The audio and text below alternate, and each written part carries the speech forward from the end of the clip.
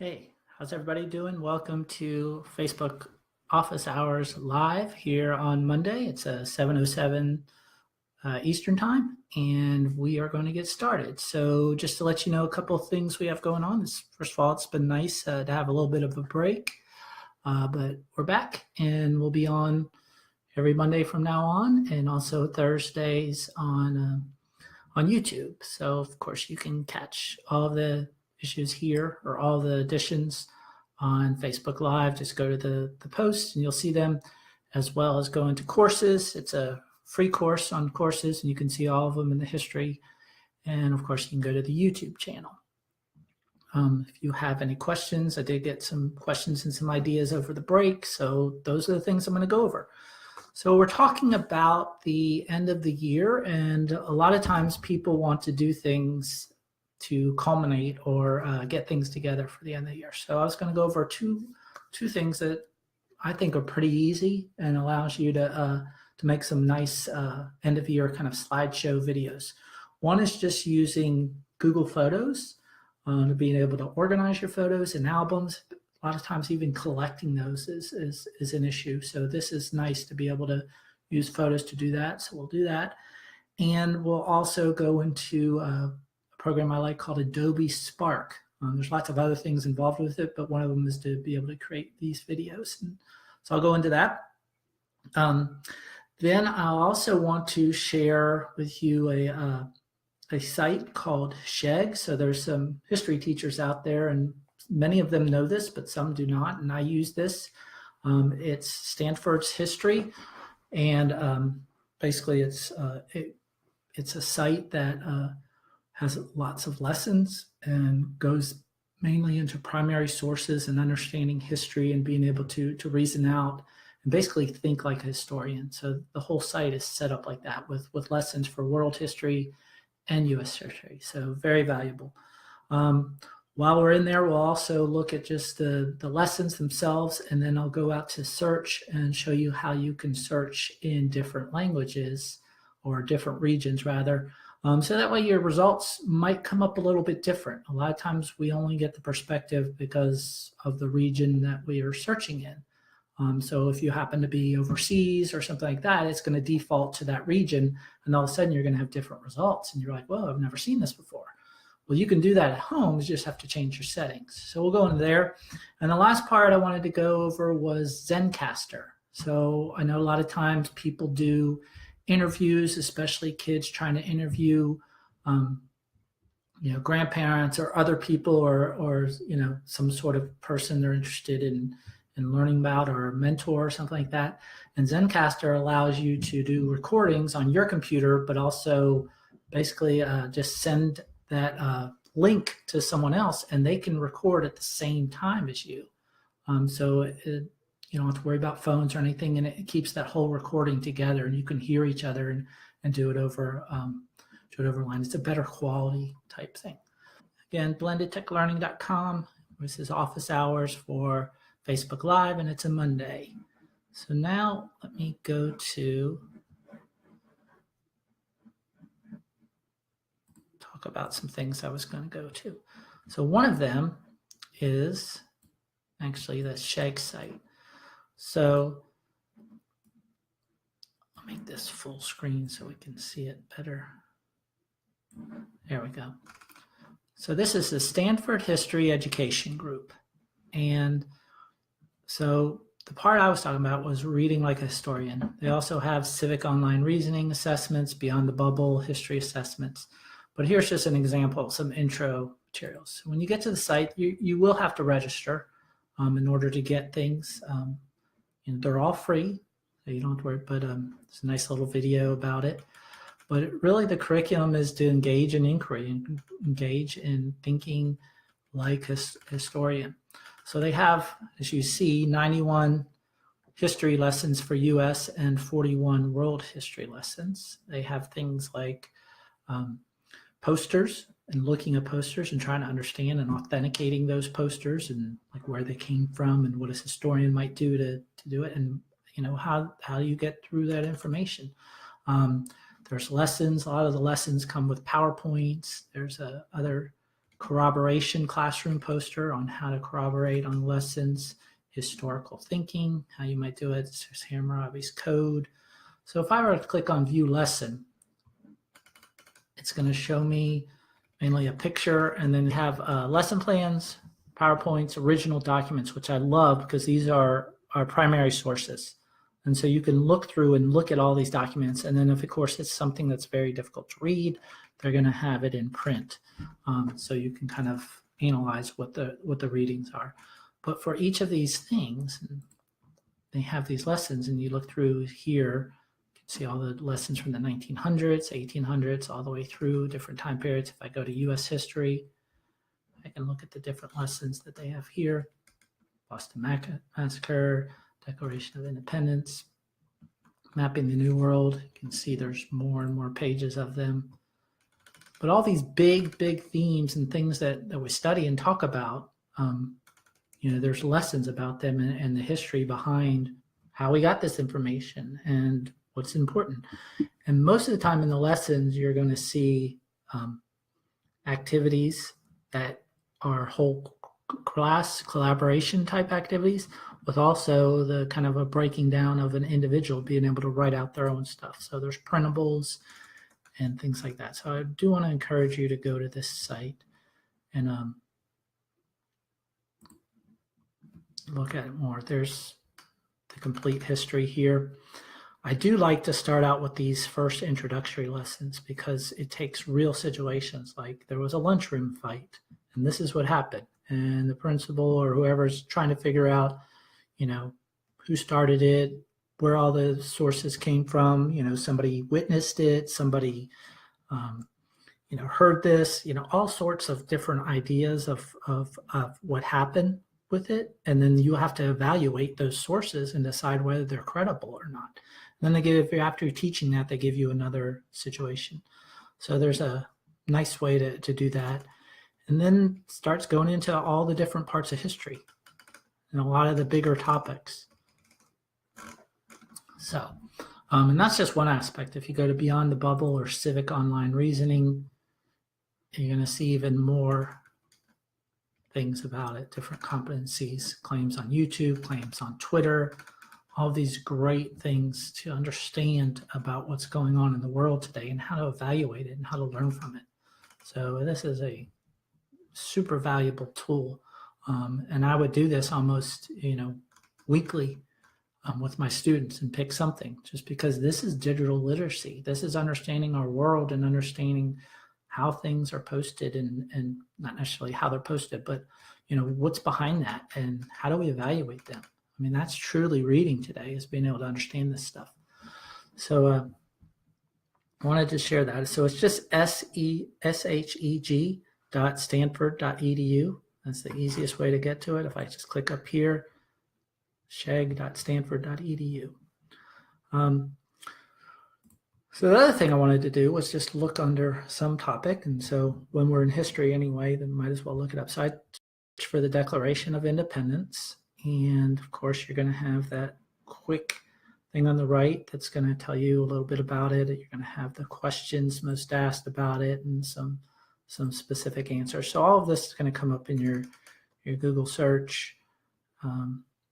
We have here Wikipedia, we have the archives.gov, another archives, history.com, Britannica. The reason I'm saying these out loud is just because we're going to change our source and where this came, and we're going to see our results are going to change slightly. So if we go to settings and then advanced search, we're going to change where we're searching from. So right now, all of those words are being used. I don't want to be worried about the language because I still kind of want it in English, or if it's in another language, it can always translate. So I don't need to worry about that. And now I'm going to look up and just to see maybe what might show up. Let's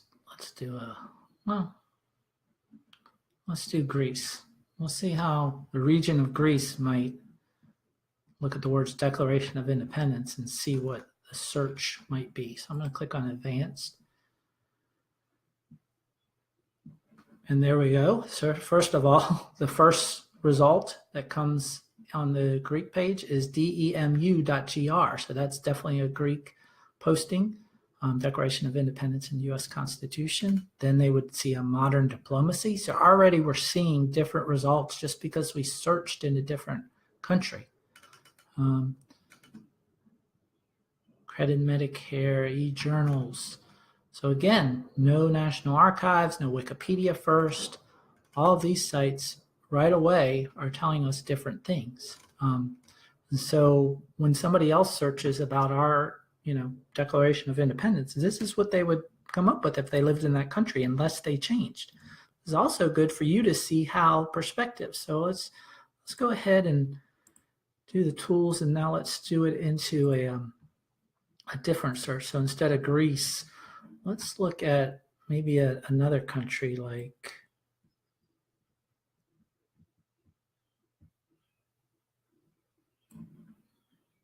Nigeria. Okay, let's see what that search might come up with. So again, it might not be the United States because I wasn't specific. So, since there was some sort of independence, of course, this one is an analysis, but notice just the different sites. There's, again, a flashback Declaration of Independence, Republic of Biafra in 1967. So different things pulling up based on search. So this is very important, especially if you want to look at perspectives and see how other people are viewing similar things that we see every day. So I wanted to show you both of those things. So hopefully the SHEG site and just knowing how to go to the settings and advanced search and being able to find and go to different regions. And so those pages are published in that region, and it kind of helps you see where their formats or basically what information is coming to the top there. All right, so I'm going to pull out of that and go into our next thing, which was Google Photos.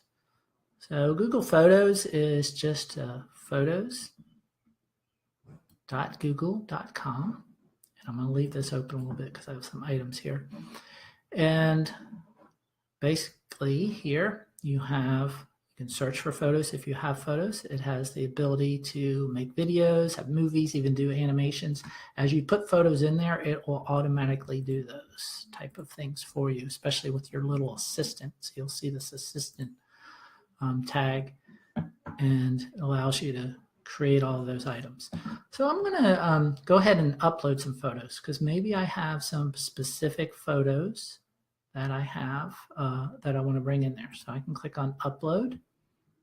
And of course, if you have a phone or something, you can set up these amounts. And so all of these photos here, just have ready, and I can upload them all at once.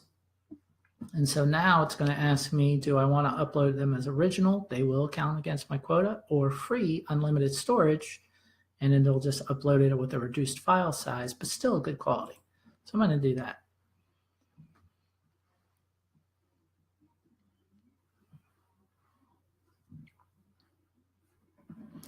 And if you have a bunch of things that you automatically download or put on your computer, there is a desktop uploader you can use that you have to sign in on your computer, much like Google Drive does. So there's those items. And they've all been uploaded. And if I want to, I can go to Photos here. And it will show those pictures. If I click on No Thanks. If I want to make this into an album, I can add that to an album right now. I'm going to close out of that to show you a different way. Or I can just go to Albums and decide how I want to do my albums. So I can do people, I can do places, things, videos, collages. It will also kind of sort them out as you have more photos. So I'm going to create album. And then I get to choose photos. If I want all the things that I've loaded from today, I can just click on that up there and it'll show the items loaded from today. And I can go ahead and decide on different items throughout the year. So you're thinking like this is a whole school year sort of thing. And I want to get all of these pictures in here. So I can go ahead and select which ones I want. And there we go. I got them all in there. And just click create. And then it's going to ask me to create a title for it. So I'll just say school year 2017-18. They'll also do the dates based on the picture tagging and things like that. But a pretty cool way to instantly have an album. So what's great about doing it this way? Well, you can add more text. You can add additional photos. So if I just click on here to add photos, I can select them from my computer to add. If I want to add additional text, maybe there's different parts and I want to organize it so that, this is,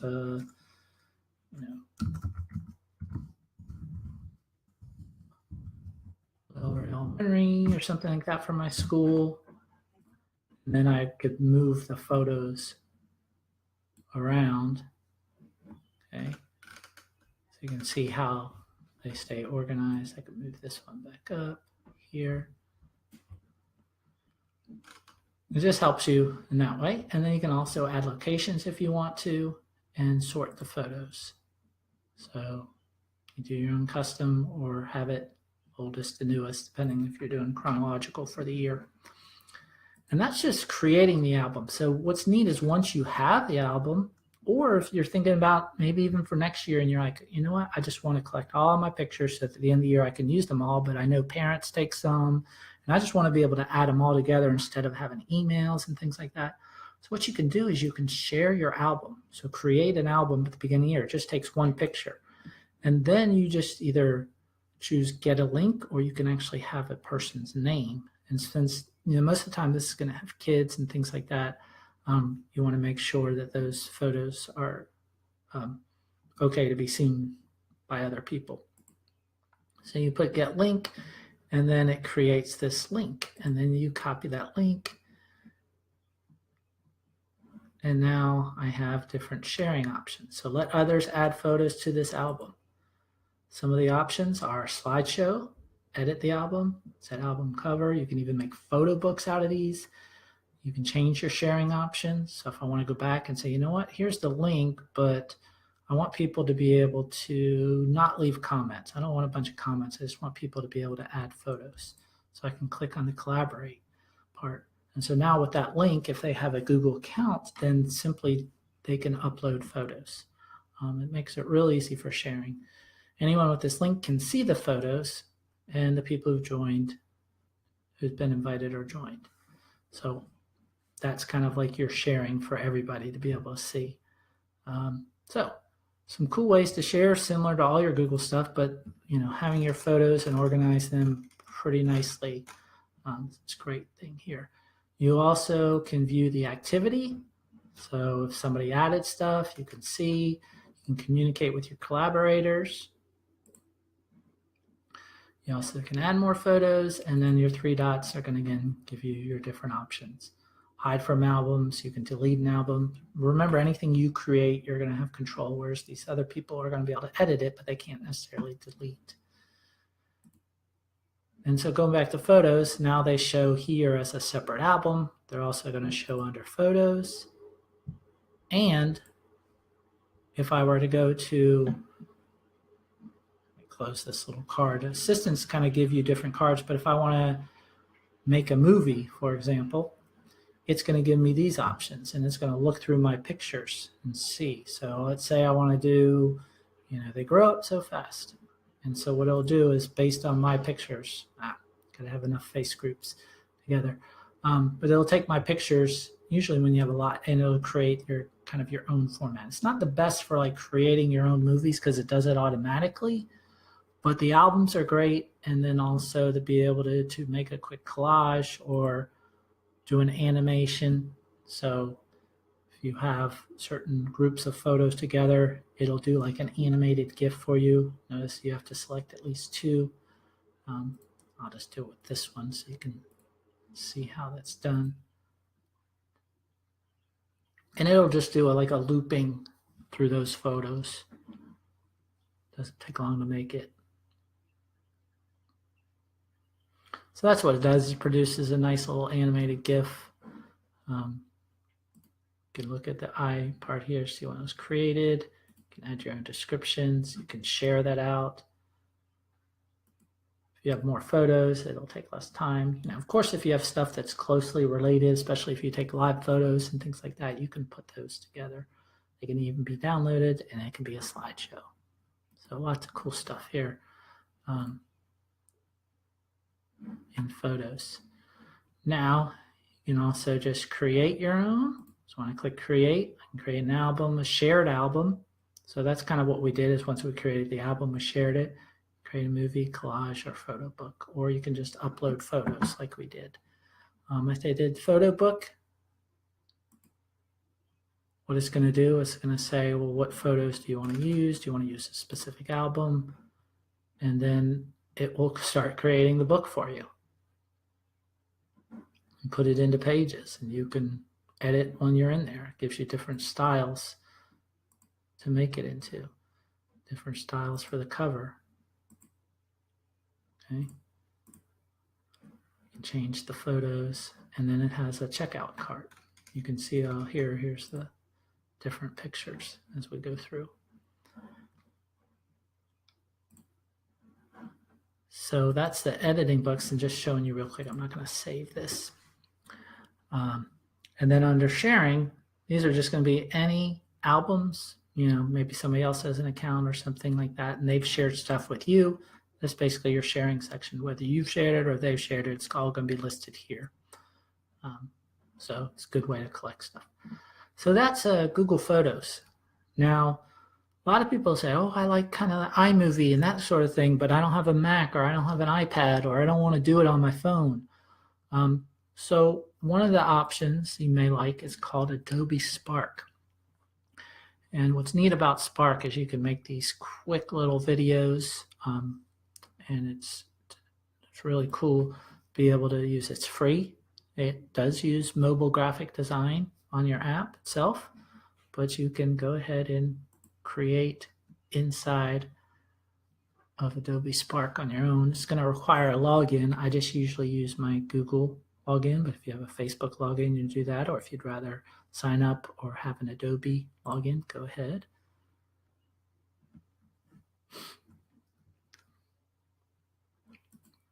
And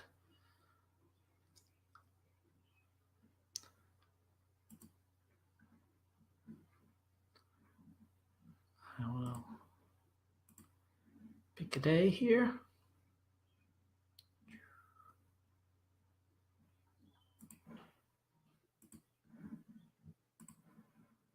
There we go. And so once you're in to Adobe Spark, you're logged in, it's going to give you different options. You do have some limits, of course, under free accounts always. They will put a little watermark on your videos, but it doesn't take too much room to do that. And let's see what's going on.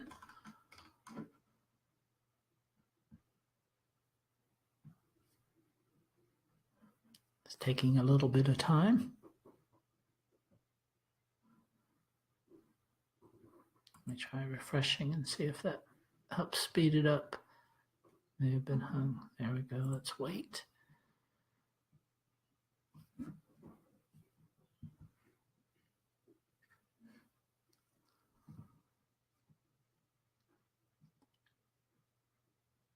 All right, maybe while that's waiting on there, I can kind of flash into Zencaster, and then we'll come back to this. It was loaded earlier. Let's see if I can go straight to videos, if I can get in. Try this again.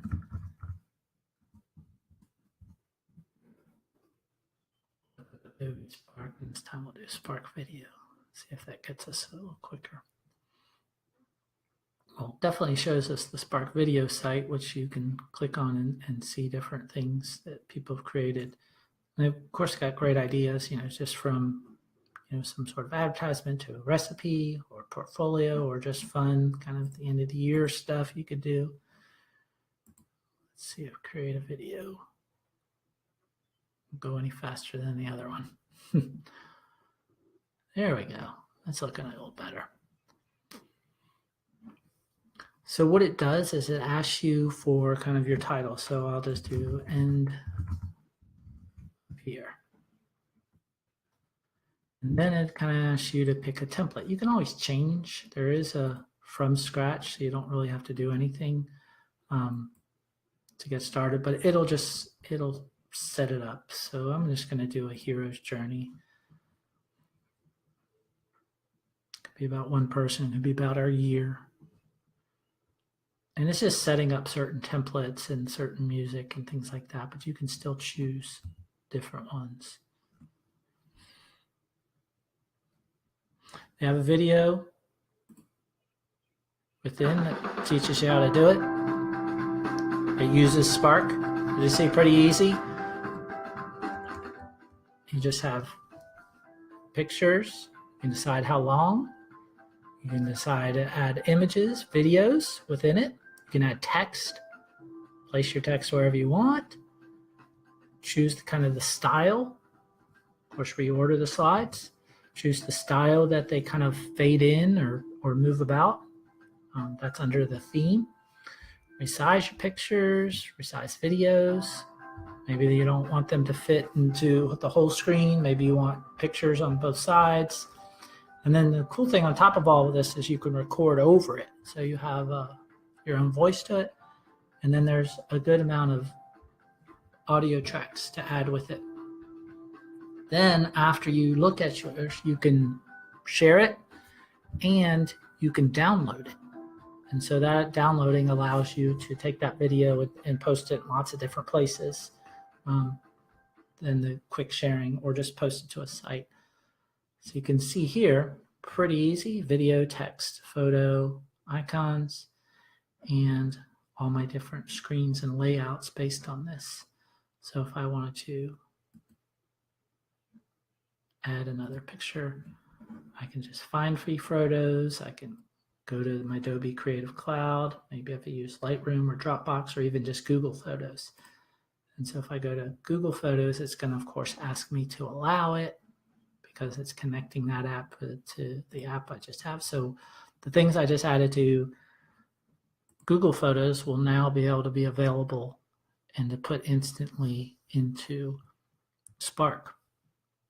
And so that's another thing about these apps having these connectivity and integrations. It allows them to talk to each other and do things more than what one app would be able to do. So having a Microsoft or a Google account works in so many ways. It's being able to store all your files and then use them in different places. All right, I don't need a tutorial. So if I go to Photos again, it's going to list it, and now Google Photos is listed, and now my photos will show here.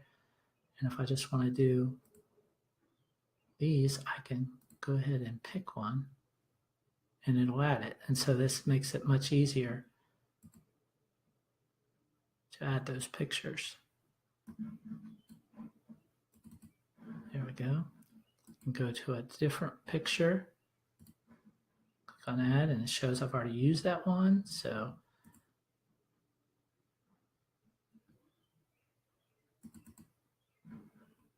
there's that one added. And continue on. So let's say I put a bunch of different things on there. There is an out, they call it an out row. Basically, it just says the end made with Adobe Spark. There's also a credits page where you can type, where you can put any photo or video in the background. The themes, this just has to do with how the video, how the actual photo is looked at. So when it does elevate, it's just going to have a climbing. You have your focus, see how it zooms in, flares, going to flash. So you have a couple choices there, just depending on how you want it to look. You do pick one theme, and it's throughout. It's not necessarily just for that that photo. And then the last part is under music. turn music on and off. You can play to hear what they might sound like.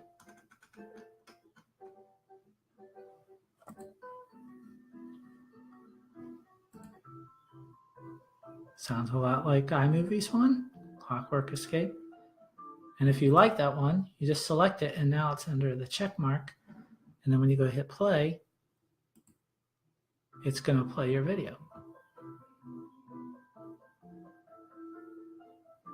Credits page and then ending. So you're going to allow about 6 seconds for the credits in the last page there.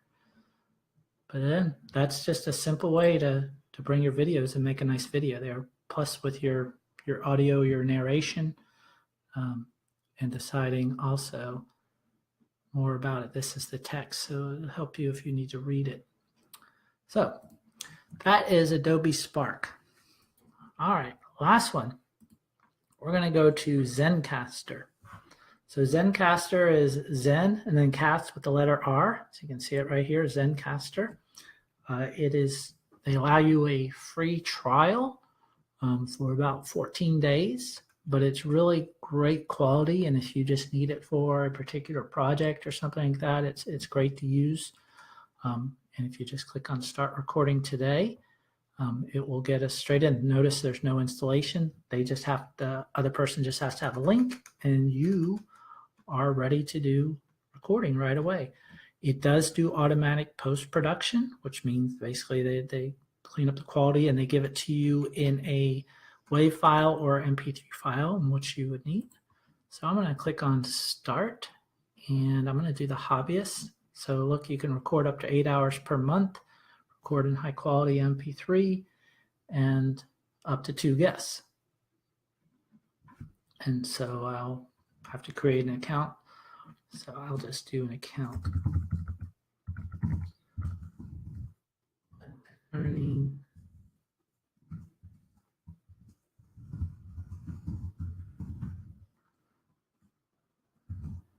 And then after I create my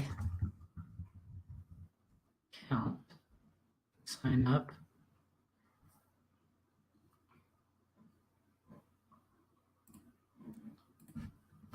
And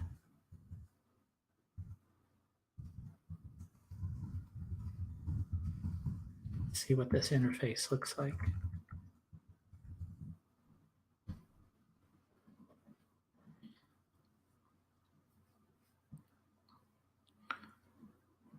All right, so then send an email, so I can send this to verify my account.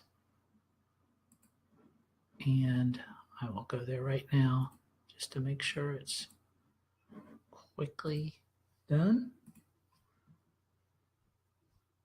And so while it's waiting there to verify, the neat thing is, again, the high quality of the recording on both ends. So you're getting, if you're recording off a phone, it's really just recording off of your end and what you hear,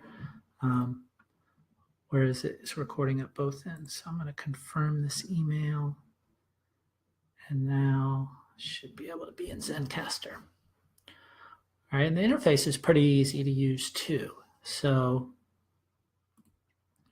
you create a new episode, and we'll just call this trial 1. Wave recording is on. I hit create.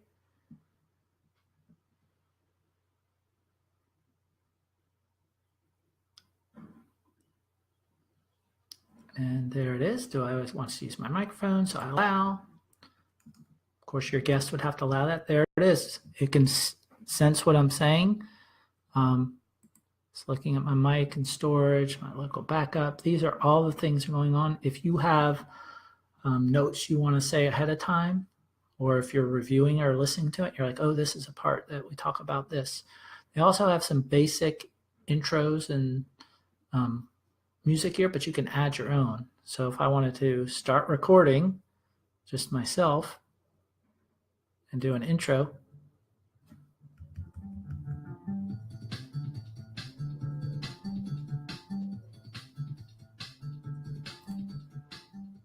and I click off of it, and then I start talking. Welcome to my interview today with such and such. And you can see the track moving. And now we're going to segue into our next part. And so you're going to have those sounds and, of course, talking.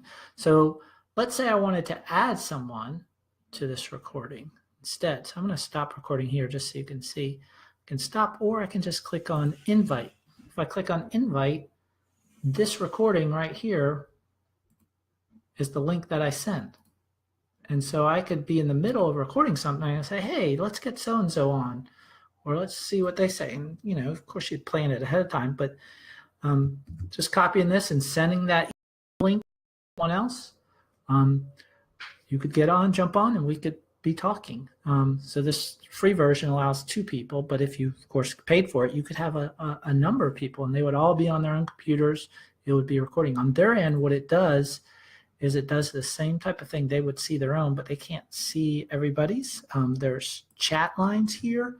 So if you want to tell your guests or whoever you're talking to, like, here's the next question, because maybe they didn't hear you correctly, and they could see it typed on there. So that way they wouldn't have to say, well, would you repeat that type of thing? They could just read it. Or if they were like, oh, I don't want to talk about this subject, or, you know, I have to cut this off a little bit early, they can type that in without saying it on there. And so that's just a quick way of getting other people to do things. As far as recording, there it is. I can hang up the call. Right there, it's doing the solo track. And then it's also blending it together so I can actually download it. I'm going to hang up the call. There's automatic post-production on. And if I want to connect this to any of my cloud drives, for instance, like Dropbox or something like that, it sends it there, so that way those files are in both of those places too. So I'm going to hang up the call. And then, of course, I can download any of these. And it's going to be, I could put it into an editor if I wanted to. If I want to take a snippet of it somewhere, I could definitely do that. We talked about last time, or one of our times, we talked about Soundtrap and being able to use that as an editor. So this would be a perfect way to do some recordings and then also bring someone else in to help you edit and do things. All right, so that's it for today.